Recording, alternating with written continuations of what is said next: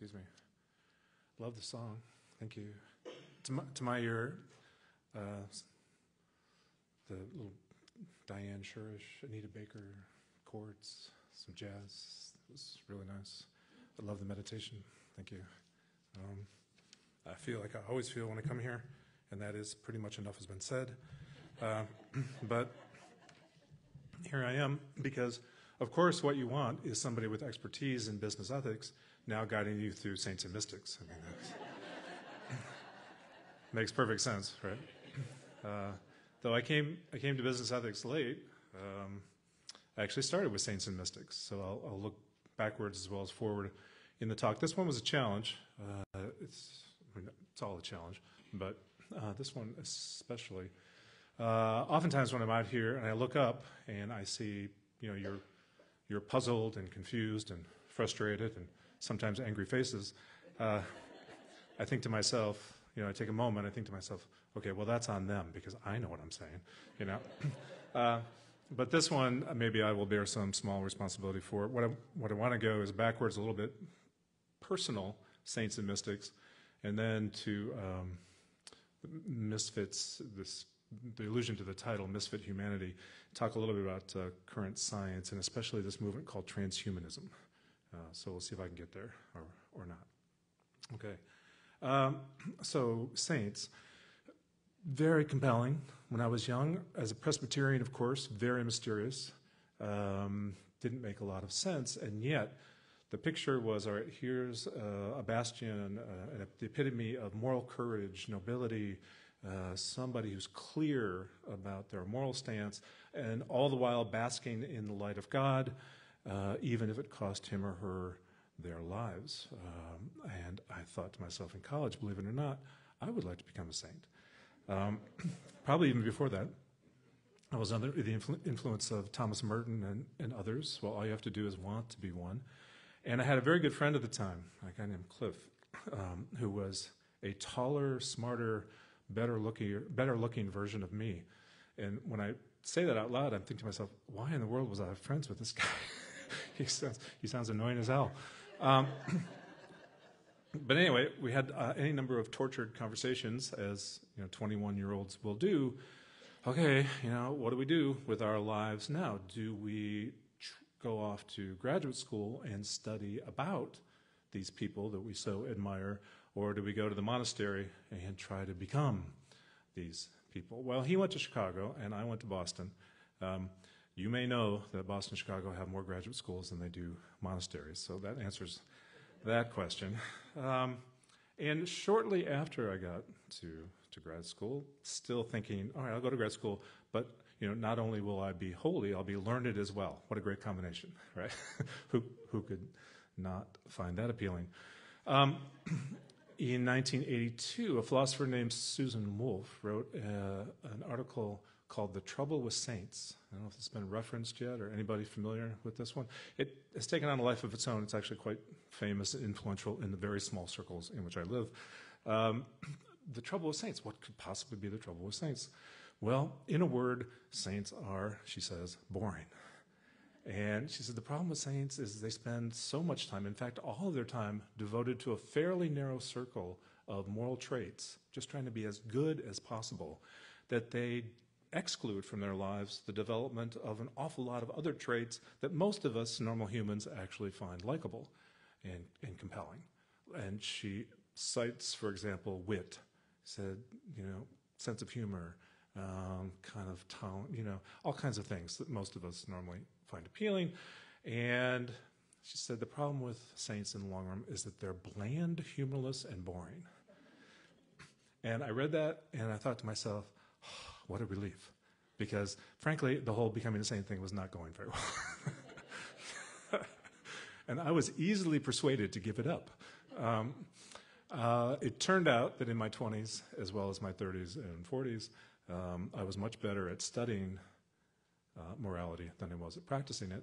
And so the giving up the saint business was not that hard. Good. Poof.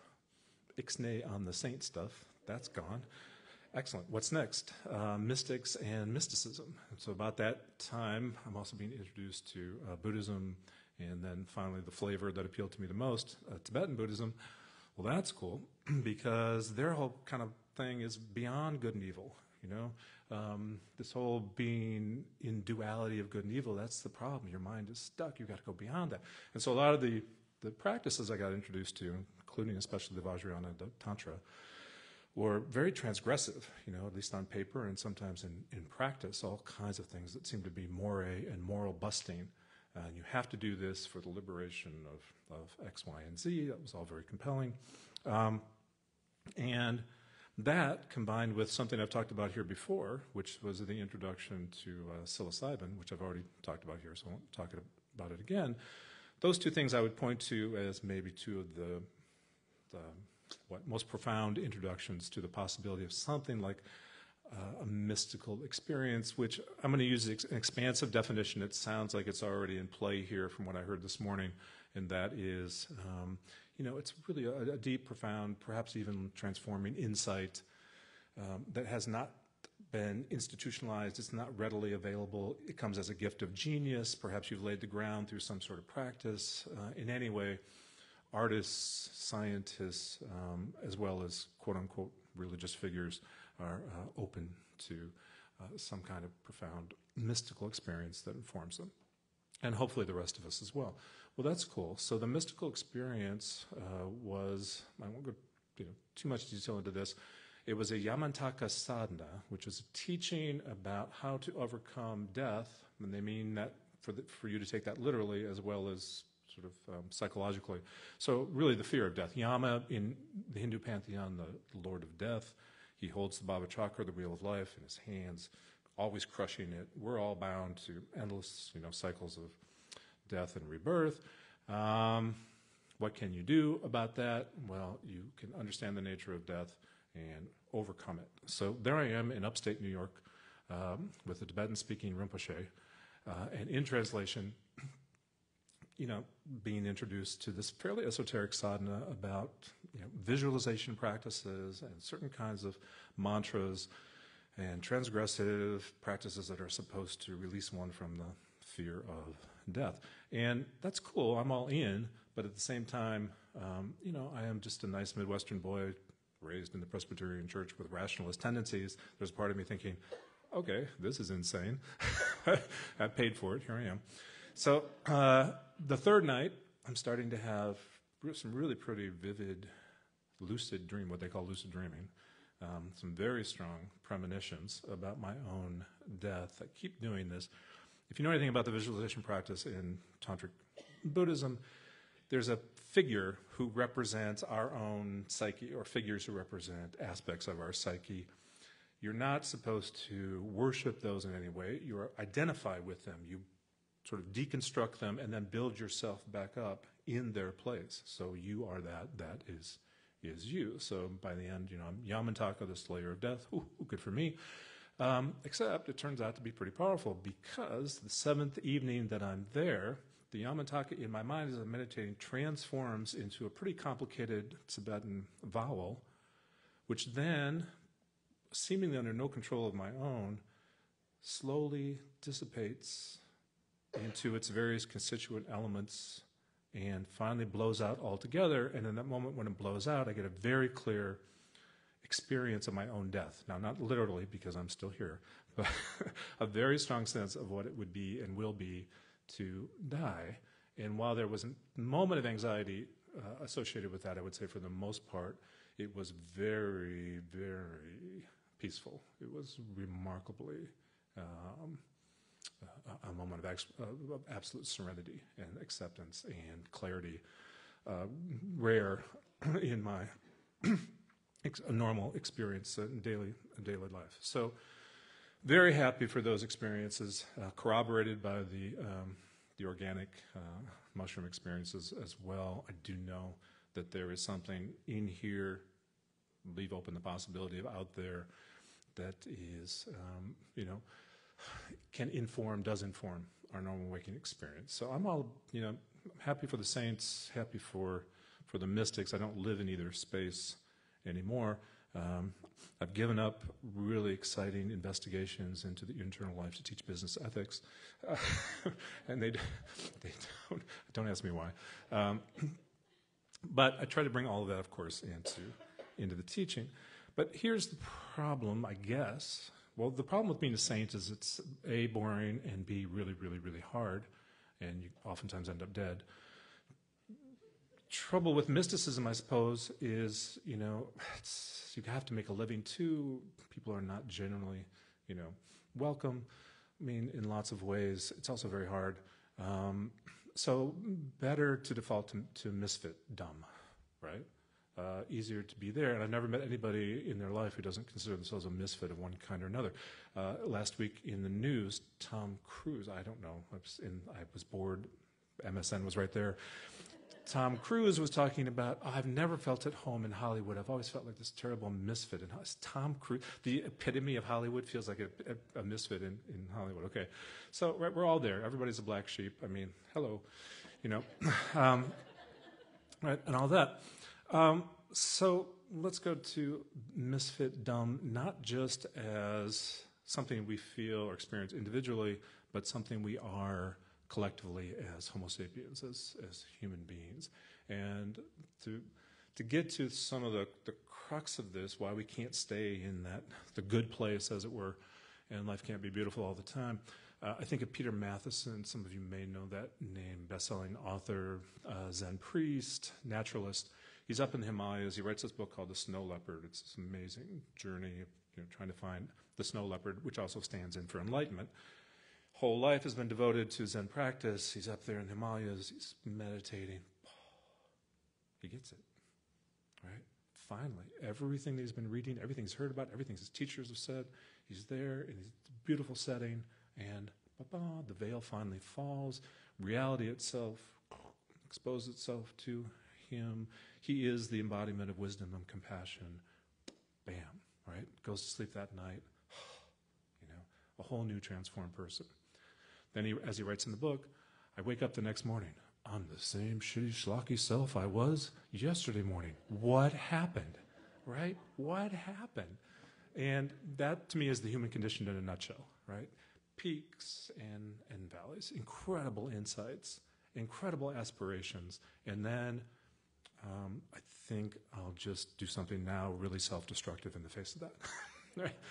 And so what that leads me to, and what I want to talk about for the rest of the time, this notion of misfit, is looking at a couple of articles by a poet, a literary critic, futurist named Adam Kirsch. He has articles in both the Atlantic and the American Scholar this month, and loosely affiliated, or at least familiar with, there is an institute at Oxford University in the UK, of course, called The Future of Humanity. It's probably the epicenter of this notion of transhumanism. So, all right, here's humanity at an evolutionary crossroads, yet again, as we always are, and two forks in the road these days that are becoming more and more popular, more and more influential, and even if they never come to fruition, they are still going to probably influence the nature of discussions and perhaps even politics and where we go. So one is the anti-humanist road, which is the oftentimes linked with the Anthropocene. Probably don't have to explain to this group what that is, right? Human beings have become so influential over and so entangled in nature that there is no aspect of nature now separate from our impact on it. And that is not a good thing, right? So Toby Ord and other people, philosophers and environmentalists who write about this, give us a 1 in 5, 1 in 6 chance at best of still being here in 100 years. And even those of us who are still here in 100 years probably won't want to be one of those scenarios, right? So there are even a subset of these anti-humanists called anti-natalists, and their whole, you hear from the word, it's like, don't have children, don't ever have children, stop having children. And they give all sorts of, again, environmental reasons. And to the objection, well, life on the planet itself will have no meaning if human beings aren't here. We're the conscious minds who can interpret and give meaning to all that. He said, only in their arrogance would human beings think that, right? We're the only species who would think that. Just said, wouldn't it be wonderful to know what the other species think about that? Anyway, so that's one path. And like I said, depending on who you talk to, there's a growing body of artists, philosophers, scientists, et cetera, on that path, 100 years, give or take. Okay, the other part that's a little bit more interesting to me these days is this notion of transhumanism. It starts in the 1980s, coalesces. You know something is coalesced when it has its own journal. I mean, I got to say, I just love references like to the Journal of the International Psychologists of South Africa. That's like so where I live. That's so great. Any other obscure references, anybody out there? Perfect. Transhumanism is this notion that, right, the anti-humanists are probably more or less right about, the time frame if we don't get it together. But we not only can get it together, but we're pretty much already laid the groundwork for getting it together. That's because human beings are that one species who do what nobody else does. We're not stuck. We can change. We can innovate. We can have these deep, profound, mystical insights. We can become saints. There's no fixed human nature, according to them, except our outright desire to get and be better, right?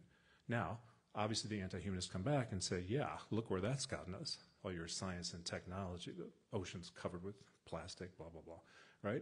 They said, no, you missed the point. I said, you're right. We got to stick around long enough, these 100 years. But we're only 3 or 4 generations away from the genetics, the robotics, right? And everything else we need to transform humanity itself. Homo sapiens are not the last station here on the ride. Said, and if you doubt that, one of the ways many of them are more grandiose than this, but the folks who are kind of trying to persuade the rest of us that this is the way to be thinking about the future is, if you think about a cyborg, right, somebody who's part human and part mechanics, I said, look, 10% of Americans are already cyborgs in the technical sense, in which some kind of implant, some kind of technical intervention or biomedical intervention that's keeping them alive, enhancing their performance, whatever it might be. So whatever repugnance we might feel at no longer being, quote unquote, human, the transhumanists are saying no. So the genetics, the robotics, it's all, the CRISPR especially, right? We're going to get past our sort of, immediate repugnance to that. Look, we got past in vitro fertilization. Everybody was up in arms about that. All kinds of interventions in changing us for the better to help us become as the transhumanists would say, more fully human, in fact, than we are, to become transhuman, to truly develop all of our capacities beyond the limitations that we face now, physically and cognitively. They also point to, look, we've already mapped the genome. We can do the same thing with a neural network in the brain. It's called the connectome. Right? Neuroscientists are working on that. We just got to throw more and more money on this stuff, throw our best people, best scientists all around the world to this. We can do this. And even if the planet goes to hell in 100 years, it's okay, because you can download, and I referenced this last time that I was here, David Chalmers and others are really on the forefront of this. We'll be able to download in a vat of silicon, essentially our memories, what we've learned. We can continue to exist individually as long as all the connections are still there. We won't need bodies eventually to do this, and this leads to great colonization. It sounds very sci-fi, but the scientists who are behind this say, look, they're very careful to point out the technological breakthroughs that are going to, in time, make all this possible. And 2 articles in the last week, one from Harvard and one from, I don't remember the other one, sorry, was on anti-aging techniques, new breakthroughs in anti-aging techniques, really a huge step forward. That's going to make a big difference in who and how we are down the road. The other one was in supercomputing, going from 10 to the 15th power, 17th power, which is the biggest, most powerful supercomputer at the moment, making another leap in that aspect. Said just leaps and bounds here and there. And sometimes scientists are a little quiet about this stuff because, there are a lot of us who get freaked out about, okay, what does it mean if we're going to be no longer human or the machines take over?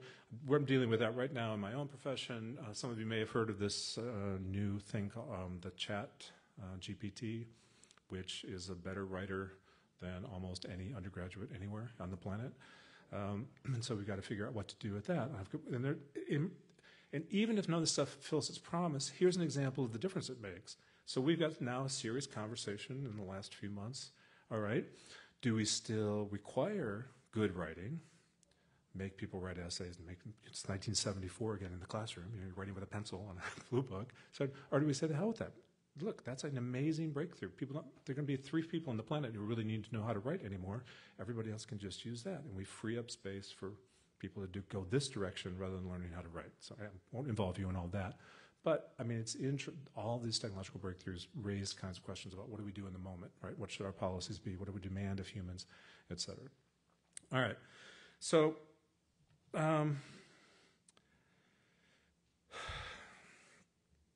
transhumanism leads to a choice, or will lead to a choice in 100 years or so if we get there. And it won't be a choice for me. It'll be a choice for my children if all these promises are delivered on. And the choice will be this. And it's why most transhumanists tend to be libertarians, because the pushback is, I want to remain human. Well, you don't have to be, you don't have to have nanorobotics, injected into your bloodstream to fight the cancer and dementia. So you don't have to turn green. If your friends are all like, let's be green this week, you don't have to. That's cool. It'll be your choice. At the same time, there should be a choice for anybody who wants to engage in all these cognitive, biologically enhancing features to do that, to survive the Anthropocene, and to go on from there. So what are some of the pros and cons of actually choosing to be transhuman, which by the name suggests more than human? Of course, the detractors think, well, that's less than human. What advice would I give to my 13 and 15-year-old as these sorts of choices begin to present themselves to them? So what are the advantages right now of being human as we know it? All right? And you almost have to go poetic, I think, because who would turn down the chance to have every disease cured? Right? Who would turn down the chance to be as smart as humanly possible? Who's going to turn down all these amazing things if they all come to fruition? And for my girls, I would only say, I think there is a great deal of beauty in the complexity. There's a great deal of beauty, you won't believe this, even in some of the suffering. Said there is something to be gained by being or remaining a misfit that can't be learned in any other possible way. There's no downloadable way to have experienced everything that you're going to need to come out on the other side of that with resiliency, compassion, and wisdom that is hard-won. So when I think about that journey, short journey from the perfection of sainthood, giving that up, and then the perfection of mystical insight, to the perfection, at least the promise of perfection in transhumanism, maybe what I would say to them is, perfect is alluring, said, but it may in fact end up being boring. So, thank you.